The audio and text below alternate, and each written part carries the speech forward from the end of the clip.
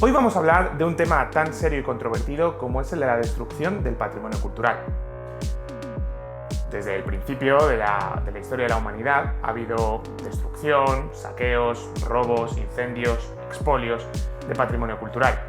Ello ha ocasionado que hoy en día no conservemos muchas de las obras de arte, restos arquitectónicos o incluso arqueológicos que sabemos que en su día existieron por diferentes motivos.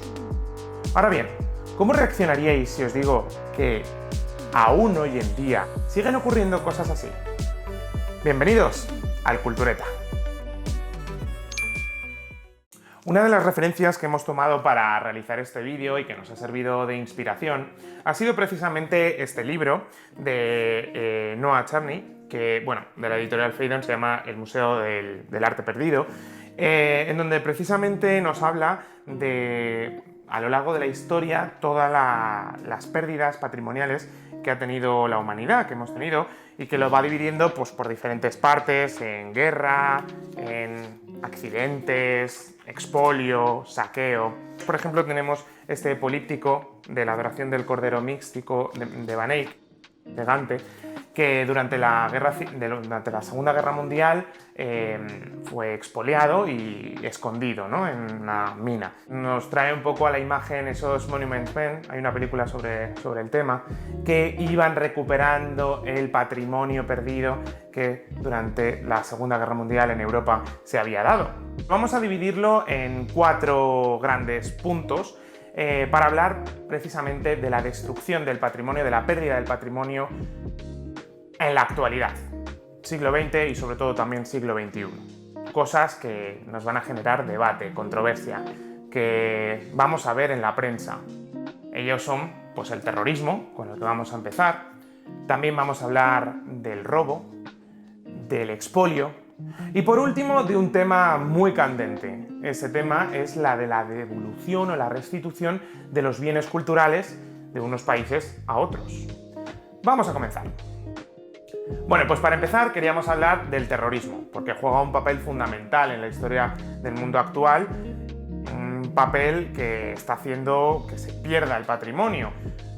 Por ejemplo, tenemos documentado en el año 2001 la pérdida de los budas de Bamiyan en Afganistán por parte de ese incipiente Estado Islámico que va a hacer que, sobre todo a partir del año 2014, empiecen a saquear museos, a romper estatuas, desarmar incluso ciudades o restos arqueológicos de ciudades como Nínive, o incluso a volar por los aires ni más ni menos que la antigua ciudad siria de Palmira, patrimonio de la humanidad. Bueno, esto tiene un principio iconoclasta debido al propio Estado Islámico, al autodenominado Daesh, ¿no?, o ISIS.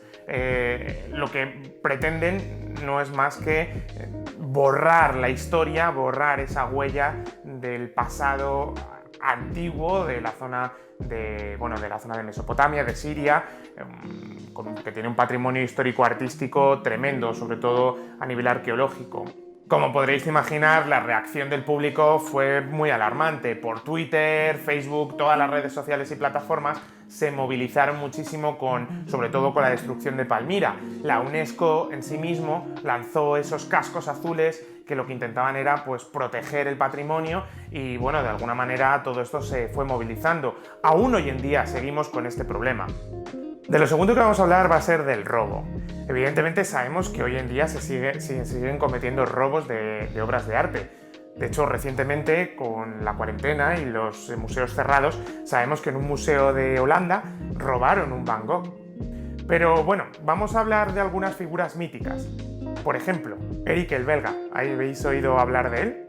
Es un personaje muy controvertido, murió hace poco, salió en la prensa, porque tuvo una gran cantidad de robos. Desde luego era un ladrón de guante blanco. Sabemos que, muchos de ellos se han recuperado, pero otros hoy en día están en paradero desconocido. Actuó durante los años 70, 80 y 90 del pasado siglo y, de hecho, todavía hay algunas obras que no hemos recuperado. Eso sí, muchas sí que se han podido recuperar. Por ejemplo, sabemos de Roda de Isábena, un pequeño pueblo de Huesca, en el cual bueno, robó gran cantidad de obras de arte. Se han recuperado, por ejemplo, ese tapiz grande de la Virgen que hoy en día se encuentra en el Museo de Huesca. También sabemos de otras obras, como por ejemplo los paneles de paredes de Nava de Pedro Berruguete. Desde luego es muy interesante seguir su pista para descubrir todas las obras que aún hoy en día siguen en paradero desconocido. Del tercer tema que vamos a hablar es el expolio. Bueno, desde luego este es el más amplio y más controvertido, sobre todo por toda la historia que trae consigo. Podríamos hablar directamente de diferentes cuestiones como el expolio que se realizó durante el siglo XX en la colonización de los pueblos europeos hacia África, por ejemplo, o hacia América. Podemos hablar de las guerras, de la destrucción, pero bueno, vamos a indagar un poquito más en las cuestiones actuales, en el expolio actual. El expolio actual también va muy en relación con el terrorismo y con ese, por ejemplo, Estado Islámico que vemos en las noticias, precisamente porque lo que ocurre es que el Estado Islámico suele expoliar todos los restos arqueológicos en museos, en yacimientos, para después venderlos en el mercado negro y así financiarse las armas, ¿no? Por supuesto, los museos tienen que tener un fuerte código ético para saber de dónde van a venir esas adquisiciones de los museos, si vienen del expolio, si vienen de los robos también, evidentemente, o de otros lugares, desde luego, poco lícitos, ¿no? También sabemos en las casas de subasta que tienen unas directrices muy severas con este tema. Algunos expolios claros se vieron, por ejemplo, en el 2001 con los expolios del Museo de Bagdad, en Irak, pero también ha ocurrido, lamentablemente, en otros lugares como Egipto. El expolio, desde luego, lo que trae consigo es el comercio ilícito. Y para esto tenemos, por ejemplo, las famosas listas rojas de patrimonio perdido de la UNESCO y sobre todo también de Interpol. La Interpol, esa organización mundial que tiene como uno de sus principales factores de mayor importancia el tráfico ilícito de bienes culturales. Y por ello elabora estas listas para poder ubicar y saber de dónde vienen todos estos bienes culturales y si tienen un origen ilícito o lícito. Y el último punto, desde luego, es el más polémico, porque es el de la restitución o devolución de los bienes culturales que han salido de manera ilícita, digamos, o en otros contextos de los países de origen y que se guardan, se custodian por otros países, normalmente países del primer mundo, en museos importantes.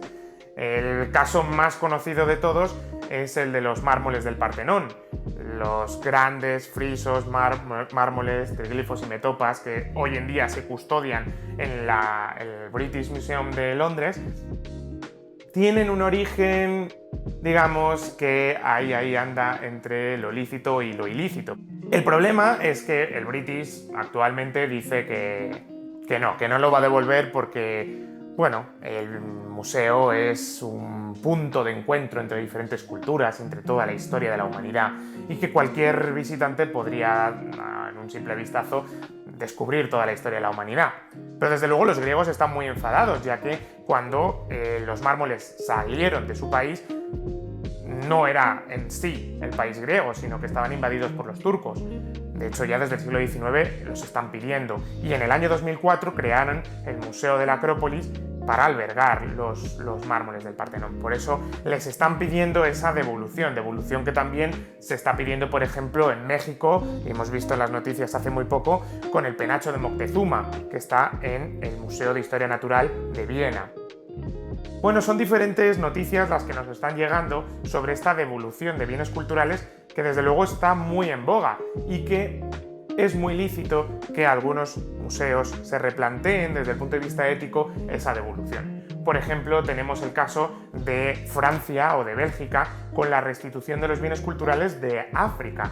Tenemos, por ejemplo, en Bélgica, en Bruselas, el Gran Museo de Arte del Congo, arte africano.